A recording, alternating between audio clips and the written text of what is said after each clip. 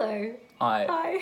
We didn't know how to start, so we just pressed start and hello. We thought we'd just roll with it. We were afraid it would be a bit awkward, but we're going to push through that. We have no doubt that we're going to be awkward, but we're just going to push through it. Yeah. This is Ash. Hey. This is an internet friend. This is my first stop on my Brody on a Roadie trip. So Brody on a Roadie. Did you just come up with that before, or did you already come up? No. That's new. That's fresh. It was pioneered. I think that's going to have to be the title of the summary. Yeah. Ash is a friend from Instagram, and this is where I'm crashing for the night on day one of the journey. I'm in Central Coast, Ourimbah. That's the one? Yeah, Ourimbah. And Ash has been kind enough to let me rest my head here for the night. It's such a beautiful house, so much nature around. Yeah, it's like a little tree house. Big tree house. Non-stop birds whistling and peacocks out in the street and stuff. It's truly not what I'm used to, but it's why I'm here. We've been out to have, what was the place called? Bamboo Buddha, which is a vegan, vegetarian little cafe thing, koi ponds in the garden and day beds and stuff. It was great. We took Miles with us, my little 4-year-old, which was good. He had fun. He played with the fish most of the time and fed the fish, made a wish. Played noughts and crosses, which he made up his own rules. I was out of touch on the rules. The way 4-year-olds do noughts and crosses. Yeah. So he won every time. That was good. Yeah. Had some good food. We had mine was vegan. There was a tofu scramble, which was vegan. That was delicious. So good. And I had avocado, feta, and what else was on that? Salad. Yeah, tomatoes. It was good. Olive oil drizzle. And we had cakes. We had vegan cakes after, which was delicious. And coconut ice cream. So yum. I didn't even know that was a thing. Yeah. Yet. What, coconut ice cream? Yeah, like vegan coconut ice cream. Now you know. Dude, there are so many good ice creams out there. I'll have to introduce you to a few tonight. I know that there's a lot that I don't know that I'm willing to learn. Yeah. Silly. And then what did we do? We went to Terrigal. I put a little drive up to Terrigal, to the Skillion Lookout. Miles was asleep in the car, so we just sat and enjoyed the view on the grass. Took the shoes off, did some grounding and some chatting. A lot of chatting, and then we went for a walk on the rocks, and we took Miles down there as well. Enjoyed all the shells, rock pools, the crabbies. Yeah, it was good. It was very calming, I think. So we've got here on our short list of things to maybe talk about is vegetarianism and veganism and how we got into it. Do you want to share a bit of how you? Mine feels like a really long story that mine was like forever ago.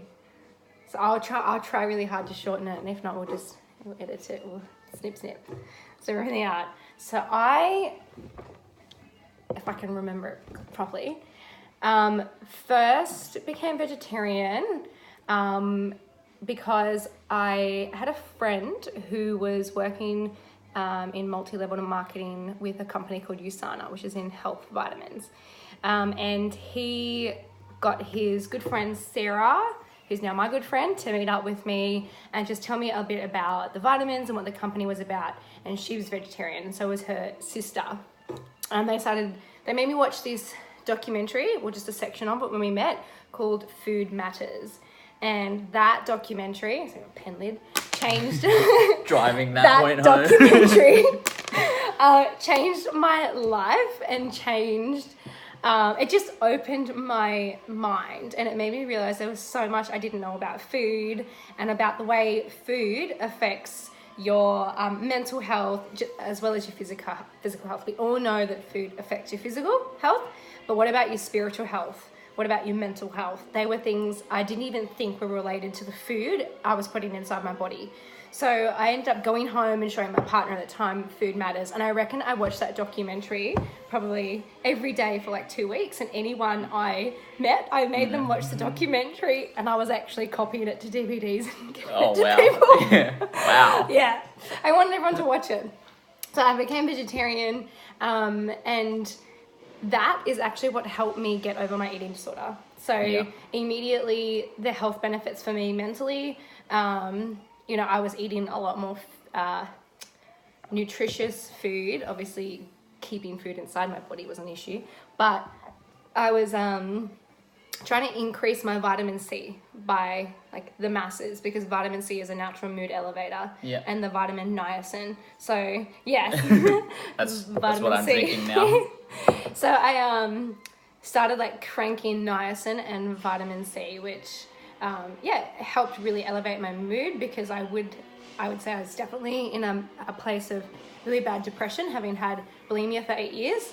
So that lifted my mood enough for me to actually get my shit together and start. And a part of USANA, like the whole starting a business thing, was a lot of personal development.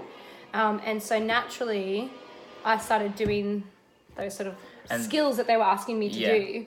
And that was you just to vegetarianism? Yeah, that was to vegetarianism. And so did you, as soon as you went to vegetarian, were you considering vegan as the next progressive step? No, not at the beginning. I just thought like, this is it for me. I like this. This is great. And then probably after a year or two, I thought about going vegan, but really struggled. I kept trying, but I kept taking cheese back. I was so addicted to cheese. Cheese was just like a drug, which is actually a study about that. Did you know? I didn't, but I had some cheese today. Really I was like, as soon as I even like thought about veganism, I like, cheese is going to be the heroin to kick. It is. It was like, that's what the study's actually about. It's to do with like the addiction to cheese and why. We'll talk about that another time.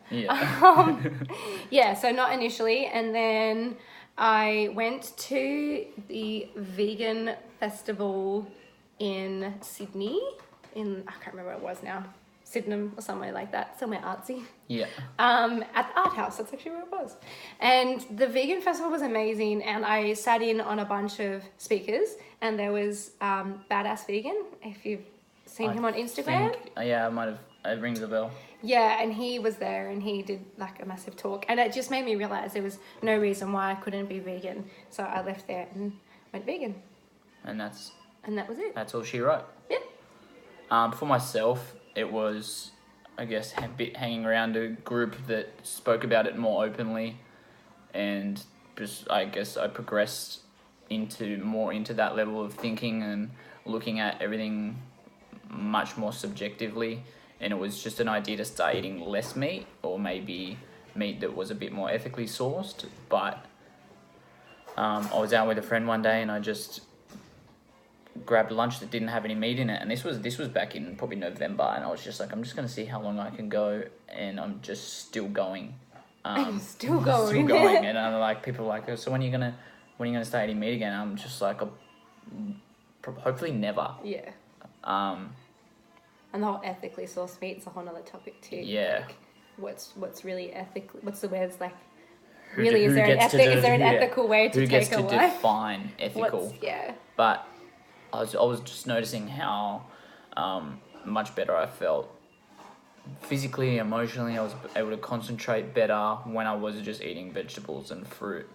And as well, getting right into like the spirituality and consciousness is, I don't need to consume the body of another consciousness to get by when there is abundance of nutrition. Like, yeah, granted, I had to do some self-education and stuff like that, but like that's a good thing. Yeah, it doesn't take a lot of effort. Nah.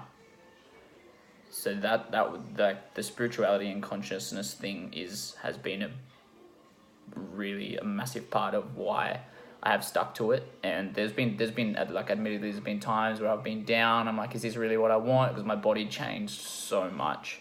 I lost probably like 15 kilos, 12 to 15 kilos easily. And I don't think much of that was muscle mass, but just all like the excess flesh around my body and fat that was being maintained by the meat all just fell away in a couple of weeks.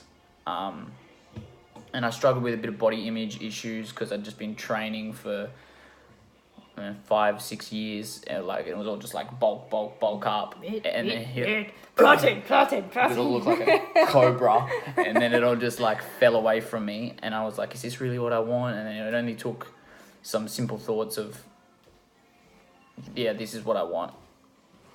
I'm happy with how I am now. Yeah.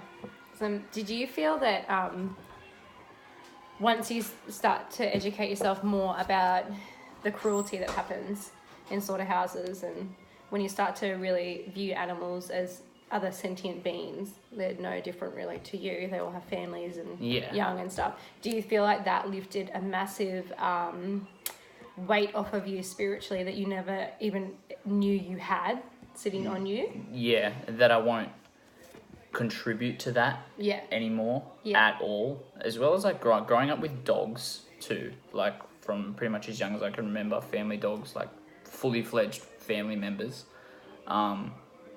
You know, you'd never eat them. I would never eat them. And anyone could go out, you know, people just don't get close to cows in this day and age. Anyone could go out into a paddock with a cow and be like, this is a thing. This is aware of me. It's no different from a dog. And like, I grew up on a farm. Yeah. And so we had cows, and we had some cows that were really, really friendly, especially ones that we hand raised if there was like a health issue with their mother. So we had one cow who had a really sick mum and couldn't feed, so we had to bottle feed her. Her name was Ella. So you form an instant So I used to lay down with her in the grass and bottle feed her, and she would snuggle up. She loved to be scratched. Like, she was just the exact same as the dog, no different.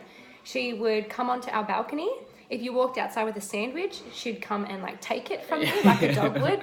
She would try and drink your drink. She would come when her name was called. Yeah. You went out on the balcony and was like, Ella, here she'd come running. And so you just realize that there is nothing different between the animals. You just invite an animal into your home. And I would see sort of activism videos about like how chicken nuggets are made and stuff like that, and I would just scroll straight past them because I knew I couldn't handle.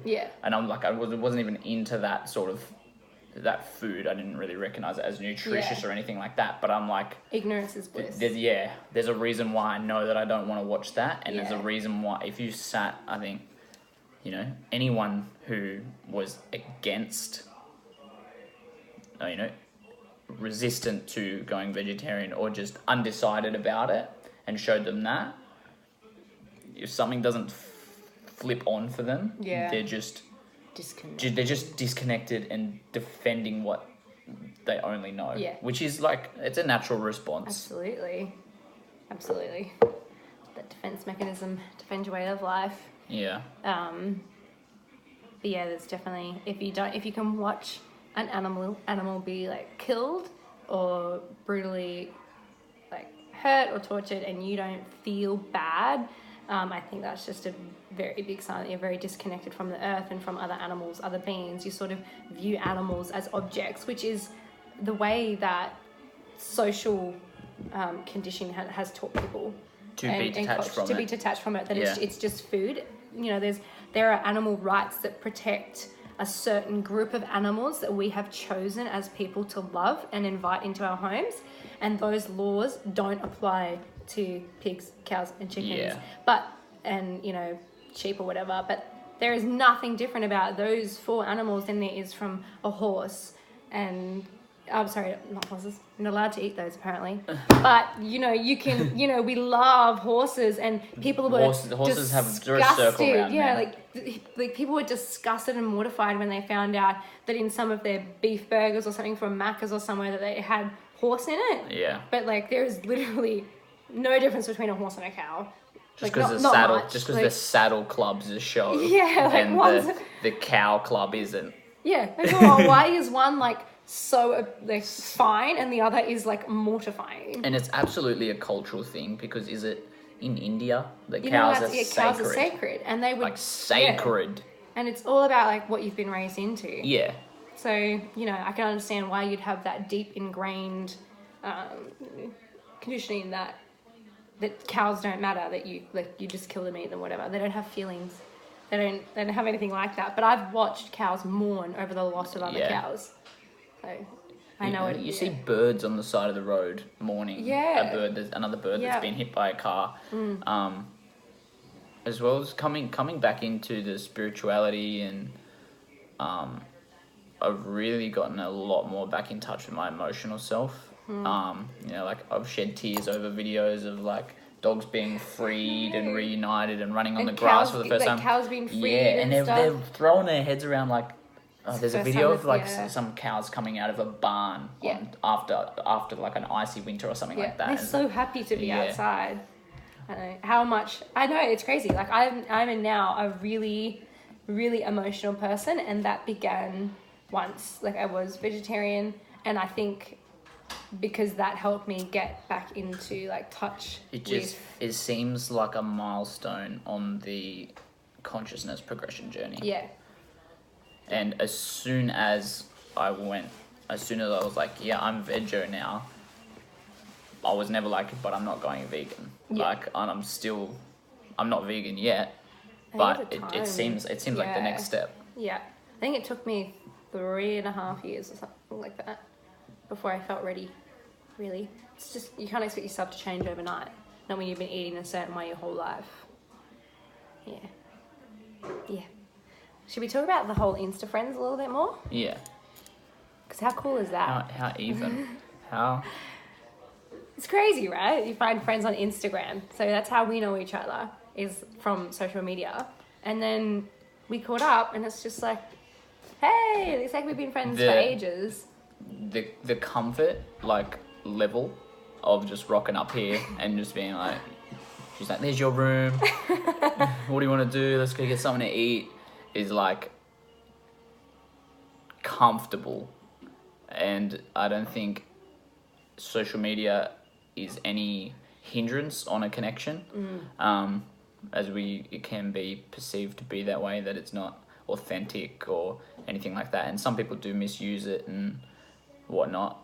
And I've really changed the way I've seen it lately. I've culled a lot of negative influences from it. So important. Yeah, just being aware of anything you see is going to influence you. So now I'm trying to nurture more connections like this throughout this month and the rest of my life, rather than like, I don't know, meme pages that just pitch, mental disorder memes and things like that. It's not like to normalize that sort of stuff and just make it a humor crutch for those sorts of things is a toxic way to use social media. Yeah. And the overuse of it as well. Obviously, it's a highlight reel, which people know, but it doesn't stop you from looking at someone's highlight reel and thinking, well, your highlight reel is still better than my highlight reel. Yeah.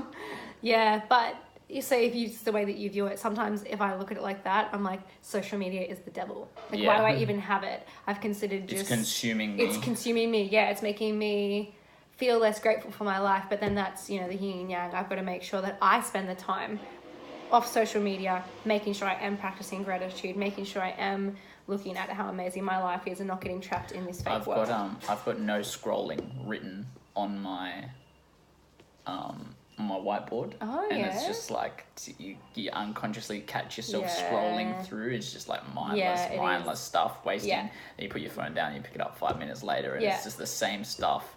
And you put it down. Yeah. And I actually said to one of my workmates, like, if you catch me scrolling, like, stop me. No scrolling. He goes, Brody, no scrolling.